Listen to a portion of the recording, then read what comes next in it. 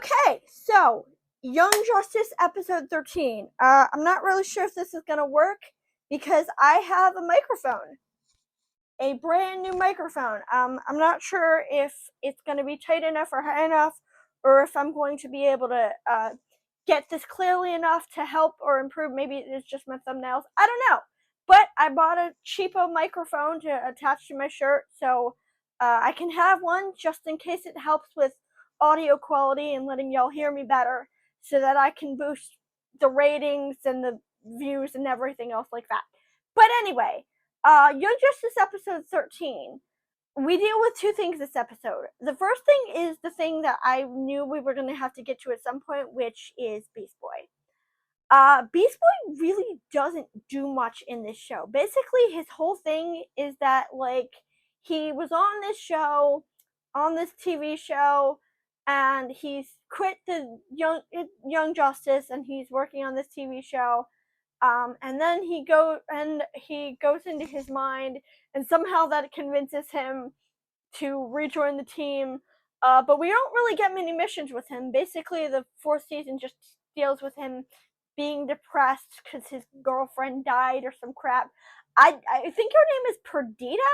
Like, she's a princess from somewhere, but I don't know because the show really doesn't go into her very much. And it's super frustrating because I like Beast Boy, but we really don't get a lot out of him this series, and he basically just nothing but mope for most of the season, especially in season 4.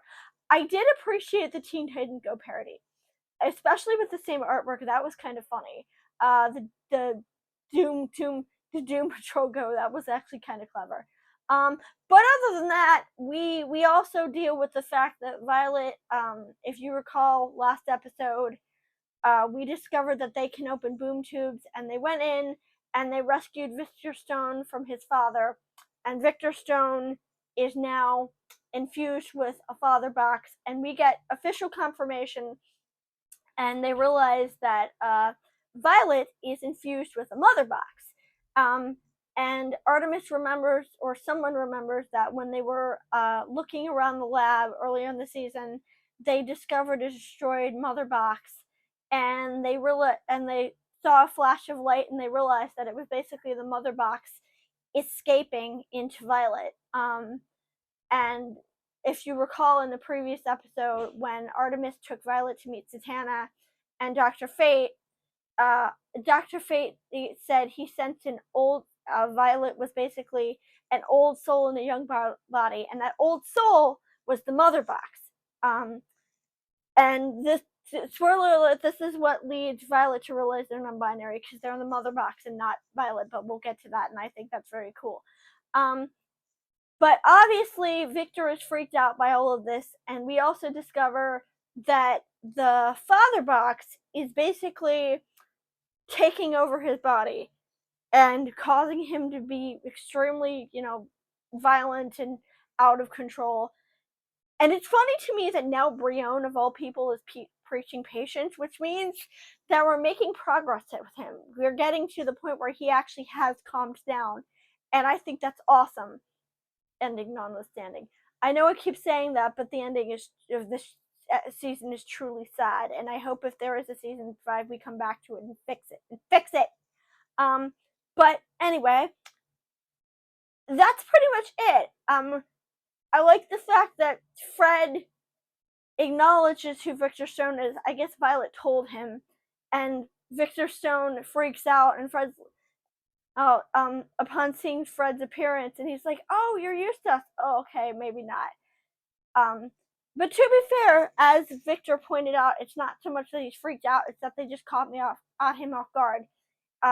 It's that a giant bug creature, which is half naked and still growing his shell, I might add.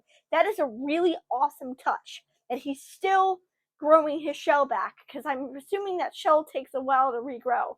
So that is an attention to detail I'm really impressed with us with. But now we're going into the thing with Beast Boy, and I don't care, and I'm probably mostly gonna skip it.